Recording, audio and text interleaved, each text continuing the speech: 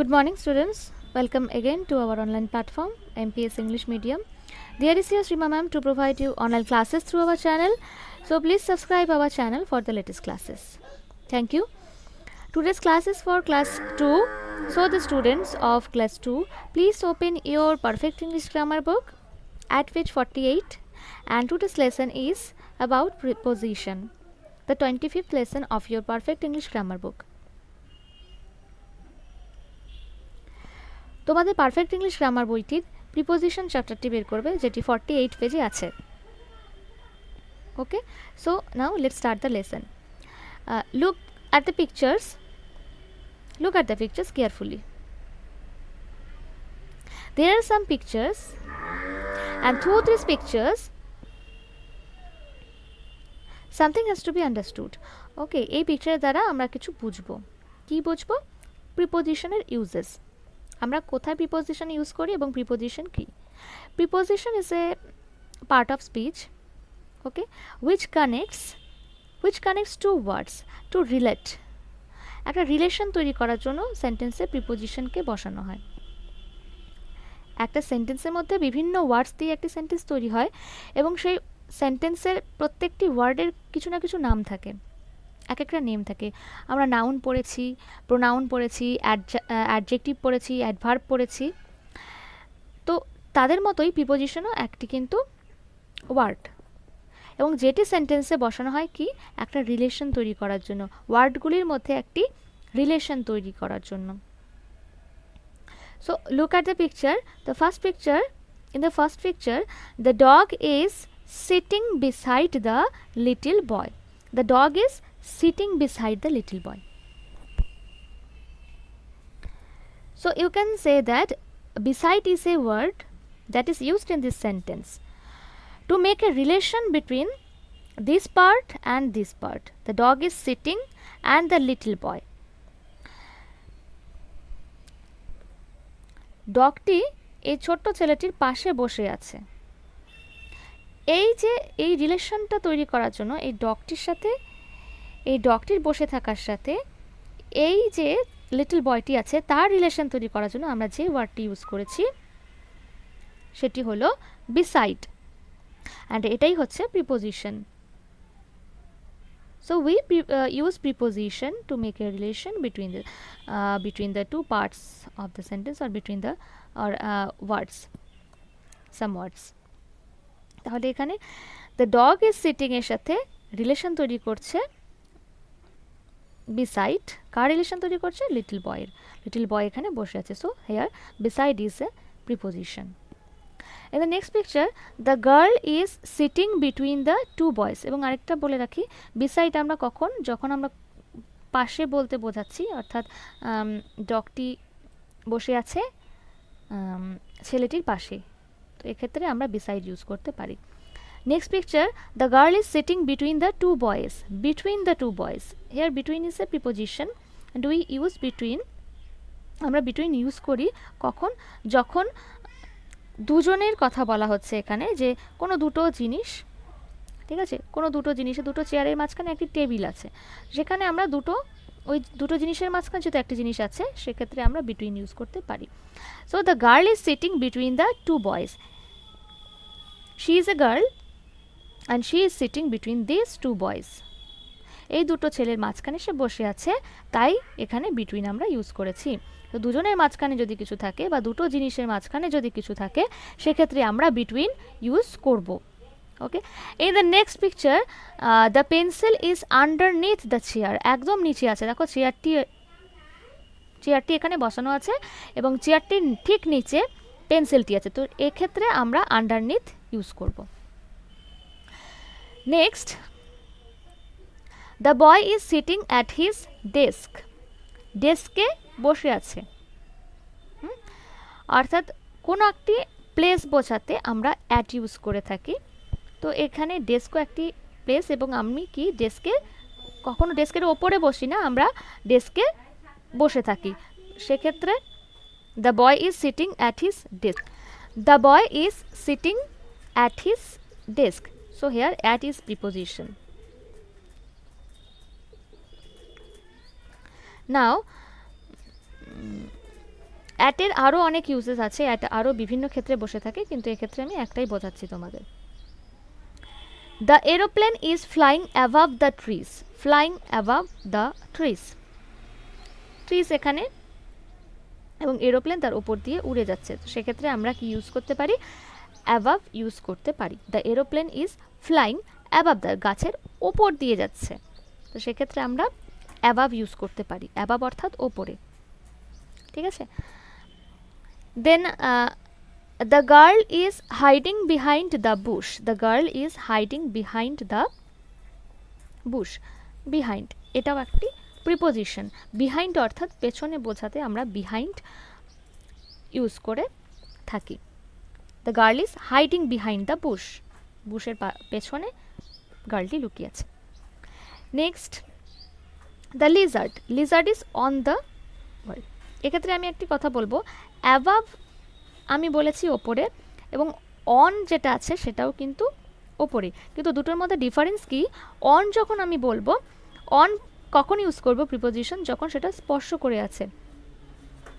Suppose the pencil is on the desk or on the book, the pencil is on the book or on the desk, কারণ কি এটা পেন্সিলটি স্পর্শ করে আছে, সেক্ষেত্রে আমরা অন ইউজ করতে পারি। So the lizard is on the wall, ওয়ালের মধ্যে লিজার্ড স্পর্শ করে থাকে, সেক্ষেত্রে আমরা অন ইউজ করতে পারি। So on is a preposition too. Next picture, the fish are swimming in the pond, the fish are swimming in the pond, পুকুরের ভেতরে সুইমিং করছে, সেক্ষেত্রে আমরা ইন ইউজ করতে পারি। I am in the room, আমি রুমের ভেতরে, সো এক্ষেত্রেও আমরা ইন ইউজ করতে পারি। The flowers are in the vase, এক্ষেত্রেও আমরা ইন ইউজ করতে পারি। Okay, so come to the exercise.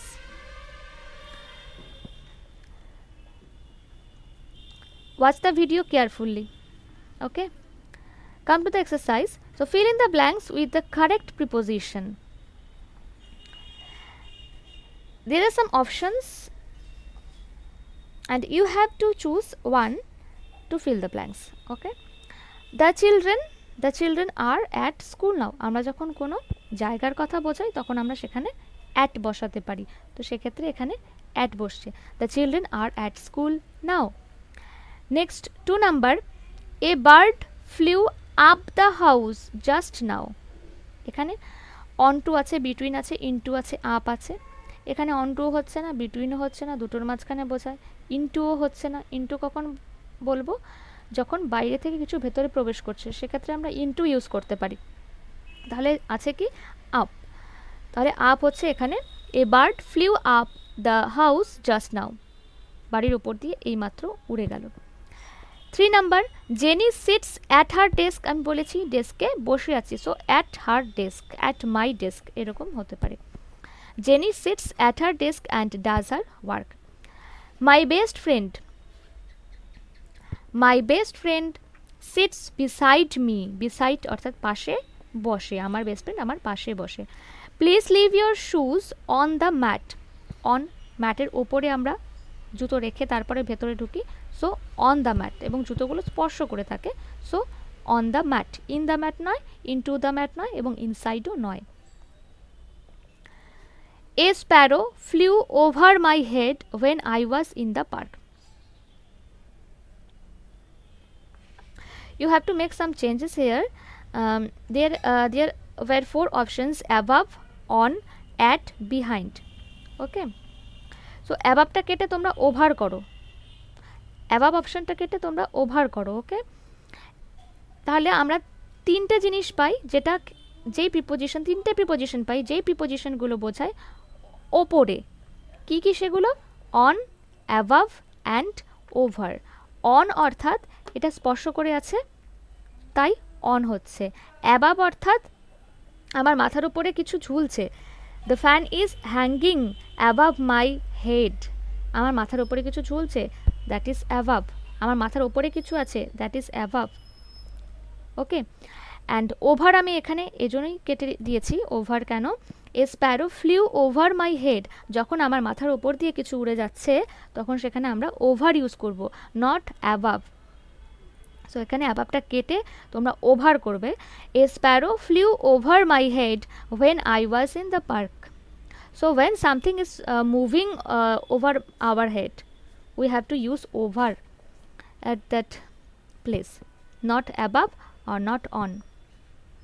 আমার মাথার উপর যখন কিছু মুভিং করছে, ওকে, the fan is moving over my head, not above my head.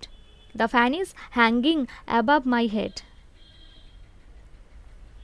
Okay, because at that time the fan is not moving. যখন ফ্যান বন্ধ অবস্থায় আছে, আমার মাথার উপরে ঝুলছে, okay, that is not moving. So সেক্ষেত্রে আমরা অ্যাবাভ ইউজ করতে পারি। The fan is hanging above my head, and over use করব কখন? The fan is moving over my head. Hope you understand. 7 number, please put the flowers in the vase. Flowers in the vase, ভাসের ভেতরে flower থাকে, so in. I heard the doorbell ring, but there was no one behind the door. দরজার পেছনে কেউ নেই, সেক্ষেত্রে behind. The lady put the blanket over the sleeping child. Over এখানেও একই ফর্মুলা খাচ্ছে। ওভার কেন বসছে, অ্যাবাভ কেন হচ্ছে না? স্লিপিং চাইল্ডের ওপরে যখন আমি ব্ল্যাঙ্কেটটা দেব, ব্ল্যাঙ্কেটটা মুভিং করবে, তো সেক্ষেত্রে আমরা ওভার অবশ্যই ইউজ করব। Next 10 number, the dog is lying underneath the table. Table একটা ছোট স্পেস এবং তার ঠিক নিচে ডগটি শুয়ে আছে, সেই জন্য আন্ডারনিথ হচ্ছে। আন্ডারনিথ, আন্ডার অ্যান্ড বিনিথ দুটোকে মিলিয়ে করা হয়েছে underneath. Okay, number 11, the water under the bridge is muddy and dirty. ব্রিজের নিচে ওয়াটার থাকে, সো আন্ডার মিন্স যখন কোনো কিছু নিচে বোঝাবো সেক্ষেত্রে আমরা আন্ডার বসাতে পারি। The salesman set up their shops on the road, রাস্তার ওপরেই শপসগুলো দিয়েছে, সো সেক্ষেত্রে on the road, not behind, not along, not in, only on. So this is the exercise of today. Hope you understand my video. You can pause the video and write down carefully.